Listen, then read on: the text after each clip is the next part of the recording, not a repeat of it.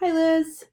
Um, it seems like we probably sorted out what to do with your inability to upload videos or having difficulty uploading videos in our email exchange. But, just wanted to take an opportunity on this video to say to please be in touch. We can always make a phone call too if that would be easier to talk about it. Just want to make sure that we have it sorted so that you feel good about moving forward in this class and you feel like you can be successful.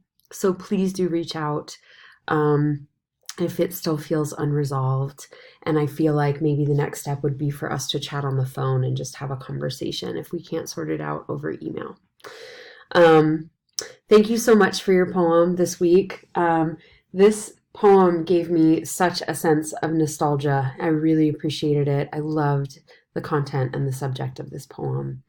Not that I hung out on an abandoned couch in the desert, but it was like that idea of being in a group of friends as teenagers and finding a space that was like our spot and then feeling so connected to it and then feeling so violated if something happened to it or someone else took it over. Um, so it really resonated for me, and I think it would resonate with a lot of people. I think as you continue to work on this poem, I would really suggest you submitting it to the school literary magazine that I made an announcement about. Let's look at your questions. Is it lacking in detail? I mean, no, I feel like in terms of your intention with the writing of it, as I said, what I came away with is this sort of nostalgia, this nostalgic feeling. And I think that you accomplished creating that space and creating that atmosphere of nostalgia with the details you already included.